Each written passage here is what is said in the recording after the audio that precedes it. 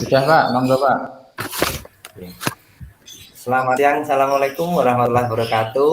Waalaikumsalam warahmatullahi wabarakatuh.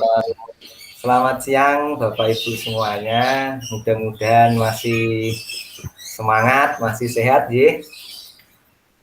Ya Pak. Nah, karena ini hari sudah menjelang siang, mungkin Bapak Ibu semuanya sudah mulai agak jenuh dengan pertemuan sebelum-sebelumnya. Monggo mungkin bisa diajak bersemangat dulu Bu Ana. Wah, ini yang mimpin Siapa? perempuan pastinya, yang cowok-cowok pasti tambah semangat. Biar ngantuk, jenuhnya hilang. Kita Saya terima kasih Pak Heri Kristiawan untuk kesempatan yang diberikan untuk mimpin ice breaking. Saya kasih contohnya dulu ya Bapak-bapak. Ya, Biar semangat. Gini, mari kita semangat, semangat, semangat, hore, gitu. Ya, ya. Bisa dimulai ya Bapak-bapak. Nah, saya hitung sampai 3 ya. 1, 2, 3. Mari semangat, semangat, semangat, hore. Luar biasa. Terima kasih Bu Ana. Ya, kembali Pak Heri. Ya, kembali ke pokok pertemuan kita hari ini ya Bapak Ibu. Sebelumnya saya mohon maaf mungkin mengganggu atau sedikit mengurangi kenyamanan dari Bapak Ibu semuanya di siang hari ini. Di sini perkenalkan, mungkin yang belum kenal, kalau untuk yang lain mungkin sudah ada beberapa yang kenal, tapi supaya lebih akrab lagi, perkenalkan, nama saya Heri Kristiawan. Di sini saya ditugasi untuk menyampaikan materi kaitannya dengan sekolah penggerak Bapak Ibu. Di sini nanti yang saya sampaikan adalah tentang materi asesmen. Mungkin materi-materi yang lain sudah disampaikan oleh fasilitator yang lain dari sekolah lain mungkin, gitu. Karena di sini kebetulan untuk pelatihan ini belum bisa dilaksanakan secara tatap muka. Kita tetap harus melaksanakan, akhirnya kita ambil model daring. Ya mungkin ada beberapa Bapak Ibu yang kurang nyaman dengan sistem daring ini, tapi memang karena ini tuntutan juga harus segera direalisasikan di tahun ini. Tapi dalam kondisi yang seperti ini ya terpaksa tetap harus kita tempuh dengan cara daring. Itu nggih Bapak Ibu. Mohon keikhlasannya ya, mengikuti kegiatan ini. Siap Pak, ikhlas Pak. Siap Pak Heri. Terima kasih. Nah, kaitannya dengan materi saya tentang asesmen, ini mungkin saya yakin Bapak Ibu semuanya tidak asing, malah mungkin setiap waktu melaksanakan asesmen kepada siswa-siswa kita. Namun, saya pengen coba sharing-sharing dulu dengan Bapak Ibu semuanya dalam melaksanakan asesmen selama yang Ibu Bapak alami selama ini, itu kira-kira Bapak Ibu melaksanakan asesmennya yang bagaimana? Kita sharing aja, enggak perlu ditutup-tutupi, enggak perlu malu, mungkin misalkan takut salah dan lain sebagainya. Di sini kita sharing-sharing saja. Gitu. Mungkin bisa diawali siapa monggo yang mau pertama kali untuk memberikan ceritanya. Ladies first Pak. Pak Heri Susanto dulu lah. Monggo Pak Heri Sus. Oke Pak, terima kasih waktu yang diberikan Pak Heri untuk asesmen yang biasa kami lakukan di sekolah. Seperti umumnya nggih, paling-paling juga ulangan, kemudian tugas kayak gitu Pak, biasa tugasnya ada tugas praktek dan seterusnya. Kemudian kalau misalnya ada pengamatan, ya kayaknya yang bukan guru BK sama guru agama kayaknya kok agak-agak ini ya Pak ya, kayaknya enggak, apa namanya, kalau saya nggak ngelakukan Pak, jujur aja Pak. Saking apa namanya, banyaknya kelas ya paralel gitu, mungkin untuk yang lebih detail gitu, sepertinya kok nggak punya waktu seakan-akan gitu Pak, nggih. Ya, Yes, seperti itu Pak, itu dari yang saya kerjakan di sekolah Pak. Terima kasih Pak Heri. siap. Ya Pak, terima kasih Pak atas sharingnya. Mungkin dari yang lain ada tambahan? Sharing-sharing monggo. Ya Pak, saya Pak. Oh iya, monggo Bu Ana. Untuk asesmennya mungkin hampir sama sih dengan Pak Heri Susanto, berupa tugas, terus ulangan kayak gitu Pak. Ya, tugas gitu Pak. Terus tugas praktek. Biasanya seperti itu sih. Kebetulan saya di produktifnya ya, produktif TKJ. Jadi mungkin bentuknya itu tugas praktek, kebanyakan malah praktek Pak. Gitu. Oke, siap ya. Terima kasih Bu Ana. Sama-sama Jadi Pak.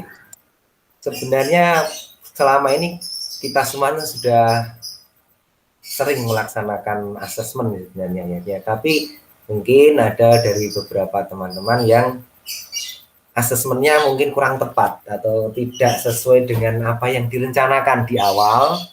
Kemudian di tingkat asesmen melenceng kan gitu.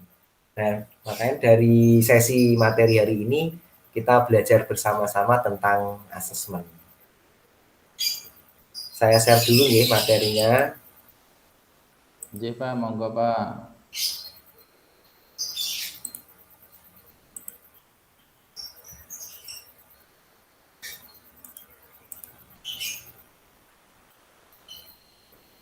Sudah tampil J? Sudah Pak. Sudah Pak. Di paparan saya ini kita ingin mempelajari tentang apa yang namanya prinsip asesmen. Nah, apa yang menjadi tujuan kita untuk materi hari ini, yaitu kita nanti akan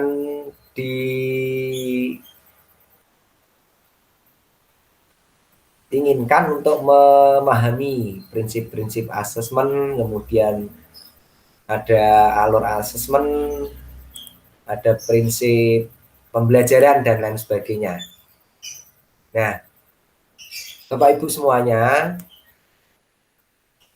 dalam melaksanakan asesmen itu kita tidak bisa lepas dari yang namanya pembelajaran. Tidak mungkin asesmen kita laksanakan tanpa kita melaksanakan pembelajaran. Untuk prinsip pembelajaran itu ada 5 poin pokoknya, yaitu pembelajaran dirancang dengan mempertimbangkan tingkat pencapaian peserta didik sesuai kebutuhan, kemudian mencerminkan karakter dan perkembangan anak didik kita. Kemudian yang kedua, ada pembelajaran yang dilaksanakan untuk membangun kapasitas belajar peserta didik dan kapasitas mereka untuk menjadi pembelajar sepanjang hayat. Mendorong pengembangan kapasitas belajar. Yang ketiga adalah kegiatan belajar mendukung perkembangan kognitif serta karakter dari peserta didik secara berkelanjutan dan holistik. Kemudian yang keempat adalah pembelajaran yang relevan. Maksudnya yaitu pembelajaran yang dirancang sesuai dengan konteks kehidupan, budaya, serta melibatkan orang tua dan komunitas lain sebagai mitra kita. Misalkan dengan Budi, kalau kita di SMK, ya, kita bicaranya di SMK karena ini adalah sekolah penggerak, terutama untuk program SMK Pusat Keunggulan. Kemudian yang kelima adalah pembelajaran berorientasi pada masa yang pada masa depan yang lebih baik. Tuh. Nah, selain prinsip pembelajaran, kita juga harus paham tentang prinsip asesmen. Jadi nanti supaya pada waktu kita melaksanakan asesmen tidak keluar dari jalurnya. Mungkin di presentasi saya ini masih terlihat ya Bapak Ibu presentasinya? Tidak terlihat Pak. Oh, hilang. Sebentar, maaf. Hitam, Pak. Iya. Hitam. Hitam, nggih. Kayak share ulang aja. Maaf, nggih. Nggih Pak, nggak apa-apa Pak. Kok nggak muncul ya? Oh, ini dia. Seluruh layar Pak. Mau tampil dereng? Sudah Pak. Oh ya. Ini tadi tentang prinsip asesmen ya.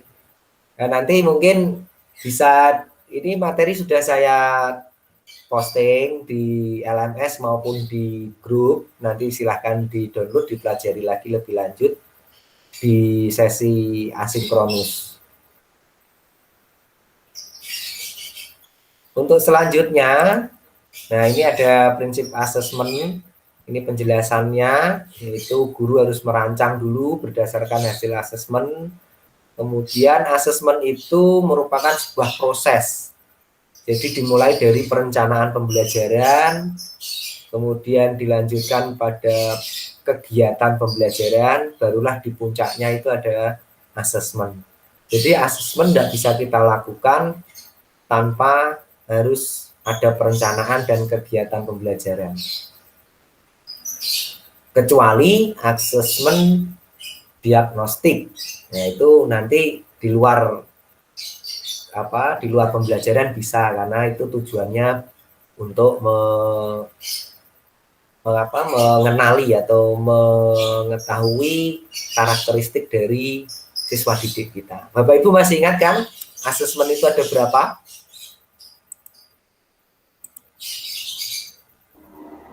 Ada berapa Pak, Bu? Ada tiga nggak Pak, kalau nggak salah Pak. 3 Pak. Ya, ada 3. Apa saja? 3 Pak. Asesmen diagnostik, formatif, sumatif, diagnostik. Ya, diagnostik, formatif, dan sumatif. Nah, betul. Berarti masih hebat semuanya.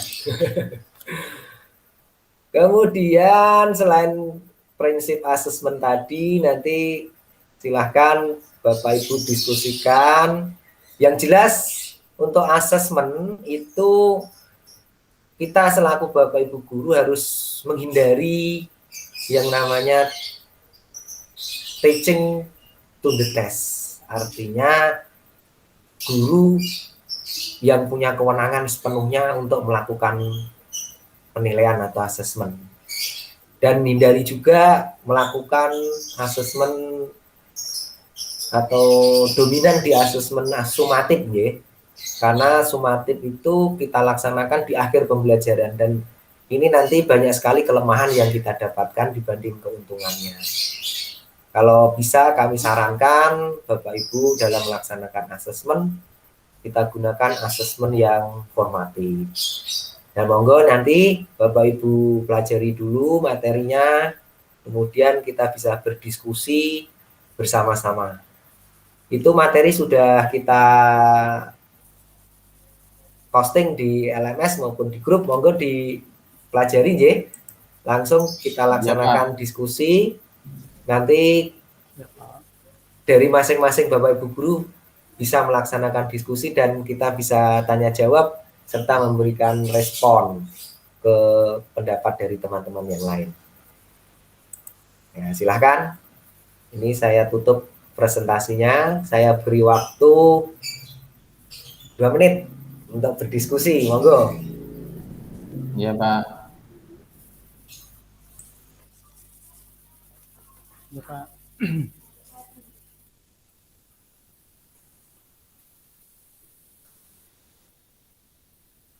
Cukup Pak, langsung diskusi saja Pak.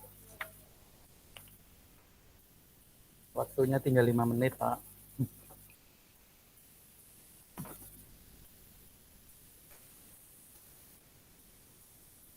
JP-nya kurang panjang berarti. Monggo, siapa yang mau mempresentasikan hasil diskusi dari kelas ini? Saya nggak apa-apa.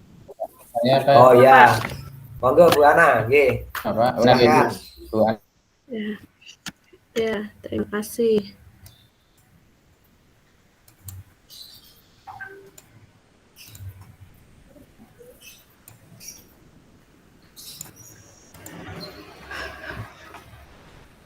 Kelihatan, Pak? Oke, siap. Sudah kelihatan ya? Sudah, Bu.